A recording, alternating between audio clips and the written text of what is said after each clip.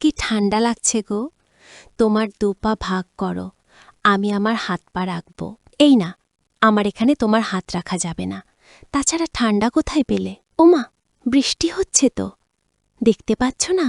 বৃষ্টি দেখে আমার ঠান্ডা লাগছে। একটু দাও না সোনা, একটু হাত ধরে। কোনো দুষ্টুমি করব না, প্রমিস। না, দিব না। তুমি এমন হাত রাখার বাহানা করে আমার ওটা ধরে চাপ দেবে। আমার কুমাতলব আমার জানা আছে। ওগো, না সত্যি বলছি, আমি কিচ্ছু করব না। আমি ভালো হয়ে গেছি, বিশ্বাস করো। সরি, আমি তোমাকে কোথাও রাখতে দিব না। আমি যেটা বলেছি সেটাই হবে। নাহিদের কথাটা শুনে মিমের একটু খারাপ লাগল। মিম নাহিদের থেকে একটু জায়গা চাইতেই নাহিদ এমন করে মিমকে বারণ করে দিতেই মিম রেগে যায়। মিম খানিক ভারী কণ্ঠে নাহিদকে উদ্দেশ্য করে বলল, ওমা, কেন রাখতে পারবে না? আমি তো শুধুমাত্র একটু হাত দিতে চেয়েছি তোমার পায়ের ফাঁকে। আমি জানি তুমি কি করতে চেয়েছ, তবে আমি দিব না কিছু রাখতে। কিন্তু কেন? আমি যে ঠান্ডায় কাঠ হয়ে যাচ্ছি, সেটা কি তুমি দেখতে পাও না? আমার ওখানে যদি তোমার হাত লেগে যায় তখন কি হবে? তাছাড়া এখন এমনিতেই শীতকাল, তাই তুমি আমার থেকে দূরে সরে থাকো। হোয়াট? এই তুমি এখন কি বললে? আমি সঠিক শুনতে পাইনি, আবার বলো। আমি বললাম যে শীতকাল তো, তাই আমার থেকে একটু দূরে থাকো। তোমার শরীর অনেক বেশি ঠান্ডা, আমার ঠান্ডা লাগে। বাবা, কি সুন্দর কথা। রাতে জামাই জক্ত করে জড়িয়ে ধরে থাকো, তখন বলছি এই শীত আর লাগে না তোমার? তখন তো রাত, আর এখন তো ভোর। ভোরের শীত একটু বেশি লাগে। বউ থাকলে সঙ্গে শীত লাগে না অঙ্গে। আমায় আমার জায়গায় থাকতে দাও তো। মিম কথাটা বলতেই নাহিদের দিকে এগিয়ে গিয়ে নাহিদের বুকের উপর মাথা রেখে শুয়ে পড়ল মিম। নাহিদের বুকের উপর এভাবে শুয়ে থেকে পরম শান্তি পায় মিম। মিমকে নাহিদের বুকের উপর থেকে সরিয়ে দেওয়ার সাধ্য যেন নাহিদের নেই। মিম সারা রাত নাহিদকে নিজের বুকে জড়িয়ে নিয়ে শুয়েছিল। তবে ভোরের আলো ফুটতেই মিম ওয়াশরুমে যায়, আর এই কারণে মিমের সারা শরীর ঠান্ডাও হয়ে যায়। মিমের এই ঠান্ডা শরীর নাহিদের শরীরের সাথে লাগতেই নাহিদ প্রবলভাবে কেঁপে উঠল। আর নাহিদ মিমকে নিজের থেকে দূরে রাখতে অনেক কথা বলে, তবে তাতে খুব একটা লাভ হলো না। মিম সেই নাহিদের বুকের উপর মাথা রেখে শুয়ে পড়ল। মিম নাহিদের বুকের উপর চলে আসতেই নাহিদ মিমকে উদ্দেশ্য করে বলল, এই ফাজিল, আমার বারণটা শুনলে না তো? উফ, দেখো না আমার সারা শরীর ফুলে গেছে। তুমি ভাবলে কেমন করে আমি আমার শান্তির জায়গাটা ছেড়ে সরে যাব? তাই বলে আমায় এমন করে ঠান্ডার মধ্যে? কি ঠান্ডা গো। তোমার পা জোড়া সব থেকে বেশি ঠান্ডা। আমার পা জোড়া কি শুধুমাত্র ঠান্ডা? আর কিছু বলছি না। ঠান্ডা না আর কিছু। ঠান্ডা কিনা গরম তা তো বলতে পারবো না, তবে তোমার পাগুলো যে সব থেকে বেশি ঠান্ডা হয়ে আছে সেটা আমি বলতে পারি। কচুটা তুমি বলতে পারো, বুঝলে? আমার সাথে সব সময় তুমি একটা না একটা ফাজলামি ঠিক করবেই করবে। এখন আমি আবার কি ফাজলামি করলাম মহারানী? আমি তো আমার মতোই শুয়ে আছি। তুমি তো শুয়েই আছো, কিন্তু তোমার হাত জোড়া কোথায় গো? আমার হাত তো আমার কাছেই আছে। কেন বলো তো? এই ফাজলামি করো আমার সাথে। তোমার হাত যদি তোমার কাছেই থাকে, তাহলে তা আমার বুকের ওপর। এটা কার হাত? মিমের কথায় নাহিদের টনক নড়ে। নাহিদ নিচে নিজের হাত জোড়ার দিকে তাকাতেই দেখতে পায় নাহিদের হাত জোড়া সত্যিই মিমের বুকের ওপর চলে গেছে।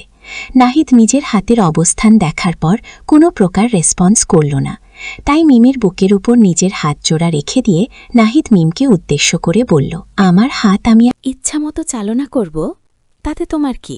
আমার কি? মানে আমার শরীরের উপর তোমার হাত আসছে, তাতে আমার কিছু না। তোমার কি? তাছাড়া আমি তো আর তোমাকে আমার কাছে টেনে নিয়ে আসিনি, তাই না? তুমি নিজেই এসেছ আমার কাছে। এখন তো একটা তো লাগতে পারে, নাও লাগতে পারে না। তোমার হাত আমার বুকের উপর থেকে এখনই সরিয়ে নিব। তা না হলে কি হবে গো? তা না হলে আমি তোমার এই হাত জোড়া ভেঙে দিব। তখন ভালো হবে তো? আমি একটু তোমার গায়ের ওপর হাত দিয়েছি বলে তুমি আমার হাতটা ভেঙে দিতে পারবে? একটু কষ্ট হবে না নিজের স্বামীর সাথে এমন করলে? না, আমার কোনো কষ্ট হয় না। তাছাড়া আমার কেন কষ্ট হতে যাবে? আমি সব করতে পারি। আচ্ছা, ঠিক আছে, করে দেখাও তো দেখি। দেখি, আমিও দেখি তোমার কলিজা কত বড়। মেয়েদের কলিজা সম্পর্কে তোমার কোনো ধারণা নেই। আমি চাইলেই এখন তোমার হাত। মিম কথাটা বলার শেষ করার পূর্বেই নাহিদ স্ল্যাট করে নিজের বুকের ওপর উঠে পড়ল। নাহিদ মিমের বুকের ওপর এমন করে চলে আসবে সেটা হয়তো করতে পারেনি। আর আশা করার পরের বিষয়। আগে তো বুঝতে হবে। মিম কিছু বুঝে ওঠার আগেই নাহিদ মিমের বুকের ওপর চলে আসে। মিম নাহিদকে নিজের বুকের ওপর দেখে নাহিদকে উদ্দেশ্য করে কৌতূহলী কণ্ঠে বলতে লাগল, এই নাহিদ, এটা কি হল? তুমি আমার বুকের ওপর চলে এসেছ কেন? আমি তোমায় বলেছি আমার বুকের ওপর থেকে হাত সরিয়ে নিতে, আর তুমি কি না আমার বুকের ওপর চলে এসেছ? এসেছি। তাছাড়া সব সময় যে তোমার কথা শুনতে হবে তার কি কোনো কথা আছে নাকি? কথা আছে। আমি তোমার ওয়াইফ, আর আমার কথা তোমার শুনতে হবে। তুমি বাধ্য আমার কথা শোনার জন্য। না, আমি এত বাধ্য না।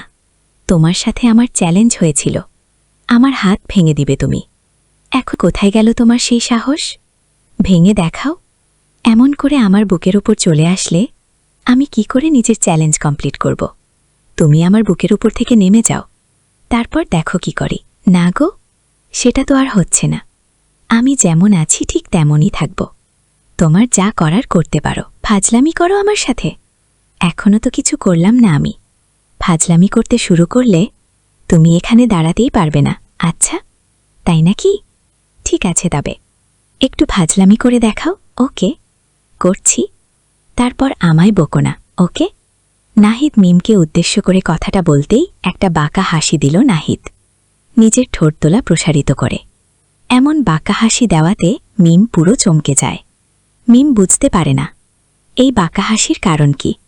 মিম অবাক হয়ে নাহিদের দিকে এক দৃষ্টিতে তাকাতেই নাহিদ মিমের বুকের উপর থেকে খানিকটা নিচে এসে মিমের বুকের মাঝে নিজের ঠোঁট জোরে ডুবিয়ে দিয়ে এক গভীর চুমু দিল মিমের বুকের ওপর।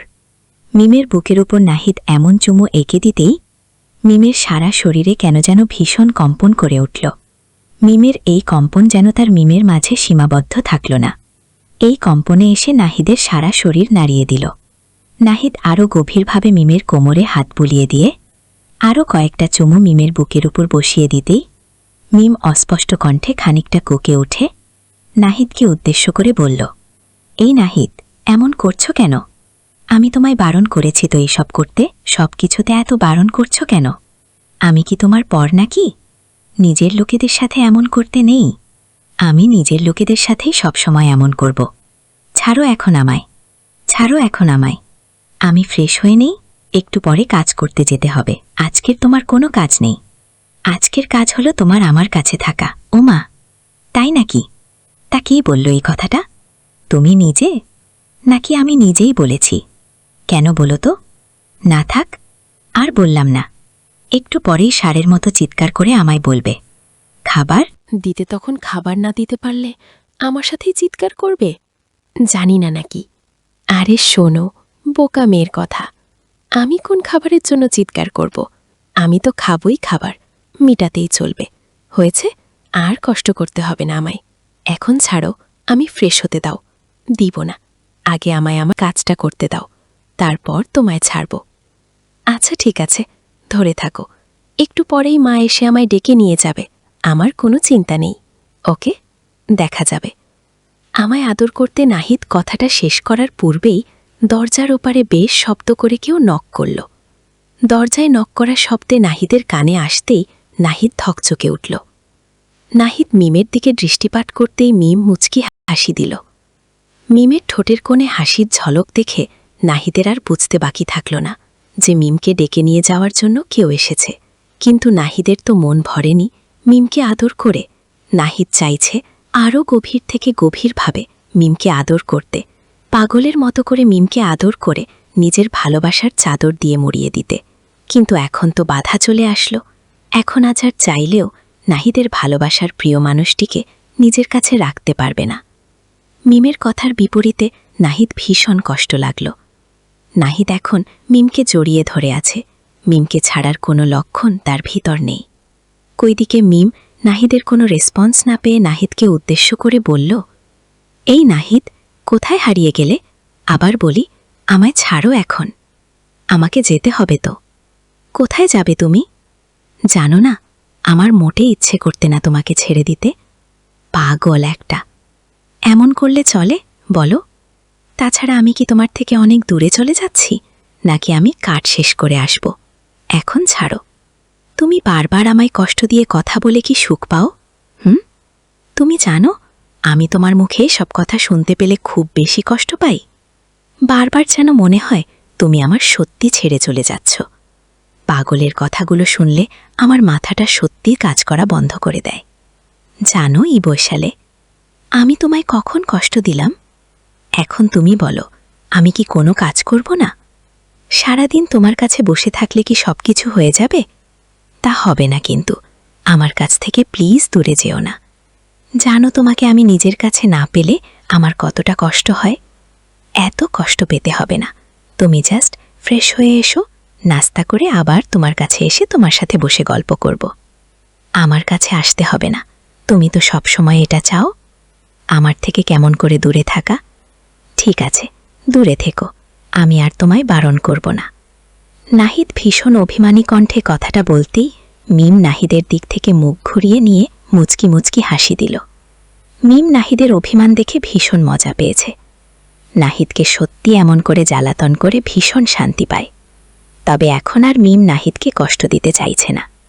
মিম দুম করে নাহিদকে উদ্দেশ্য করে ধরে নাহিদকে উদ্দেশ্য করে বলল, আমি তো তোমার সাথে একটু করে ফাজলামি করি, আমার ফাজলামিগুলো তোমার সহ্য হয় না বুঝি? সব সময় ফাজলামি করলে হয় বলো?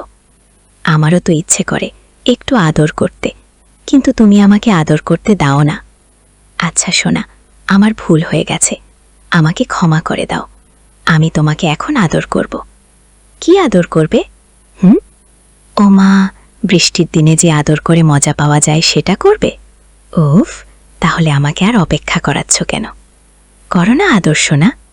আমি কি করে করব? তুমি আমাকে আদর করবে। মেয়েরা শুধু আদর খেতে পারে, আদর করতে না।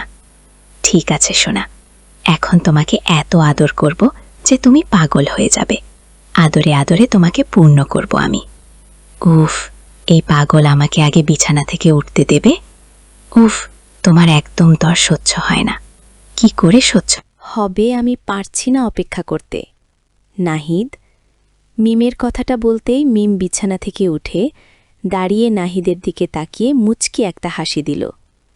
স্বামী স্ত্রীর মাঝে ভালোবাসার বন্ধনকে আরও শক্ত করতে চাই পাগল করা আদর। শারীরিক মিলনের মাঝেই প্রতিটা স্বামী স্ত্রীর ভালোবাসা আরও শক্ত হয়। ভালোবাসা এটাকেই বলে।